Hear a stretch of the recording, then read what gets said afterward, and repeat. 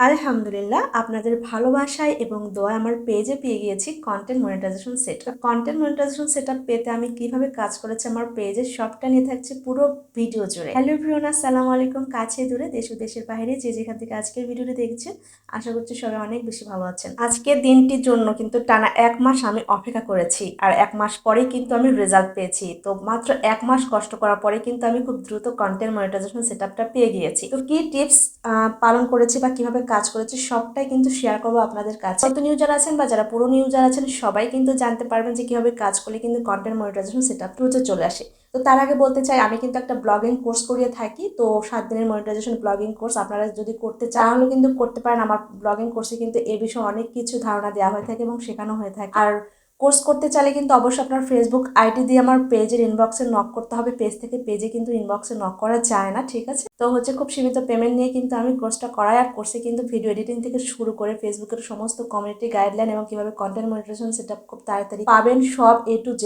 শেখানো হয়। তো দেরি না করে আজকেই কিন্তু সিট বুক করতে পারে। যাক, মূলত আজকে কিন্তু আমরা ননদের বাসা থেকে আমরা চলে যাব। তো চলে যাওয়ার আগে কি কি করেছিলাম সবটা শেয়ার করবো, সাথে শেয়ার করবো কিভাবে আমি কাজ করেছিলাম। তো গত মাসে যখন অনেক আপুদের দেখলাম কন্টেন্ট মনিটাইজেশন সেটআপ অহরহ চলে আসছে, তখন কিন্তু আমার পেজে আসছিল না। আর একটা রিজন ছিল, সেটা হচ্ছে আমার পেজের রিচ ডাউন ছিল, বা আমার পেজে কিছু 2 মাস আগে হ্যাক হয়েছিল, সেটা আপনারা জানেন। তো মনিটাইজেশন লিমিট করে রেখেছিল, যার কারণে কিন্তু আমার পেজে সেটআপটা আসতেছিল না। তো ফাইনালি কিন্তু কিছুদিন পর আমার সেটা ঠিক হয়ে যায়, কিন্তু তারপরে সেটআপ না আসার কারণে আমি যেটা করেছি, রেগুলার কয়েকদিন টানা ফেস দেখি লাইভ করেছিলাম। তারপরে যেটা করেছি, রেগুলার রিলস ভিডিও আপলোড করেছি, বড় ভিডিও দিয়েছি, তারপরে লেখালেখি পোস্ট করেছি, ছবি পোস্ট করেছি, সব কিন্তু এভরিথিং করেছি। আর এই করার কারণে দেখা যাচ্ছে, আর রিলস ভিডিও কিন্তু আপলোডের জন্য অবশ্যই আপনাদের সময় 15 সেকেন্ডের উপরে দিতে হবে।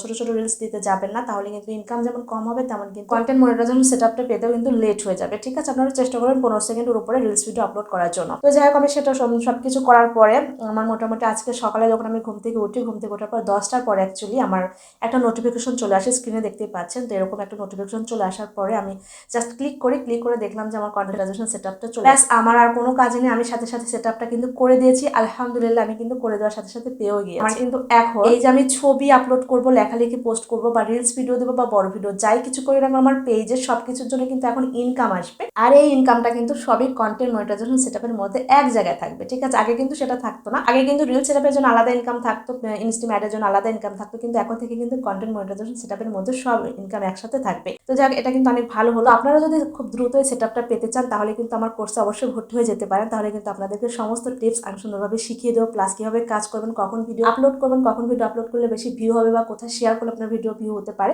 সবকিছু কিন্তু আমার ক্লাসে শেখানো হয়ে থাকে। আশা করবো আপনাদের অনেক বেশি উপকার হবে। তো সবাই অনেক বেশি ভালো থাকবেন, আমার জন্য দোয়া করবেন, আমার পেজের পাশে থাকবেন। আল্লাহ হাফেজ, আসসালামু আলাইকুম।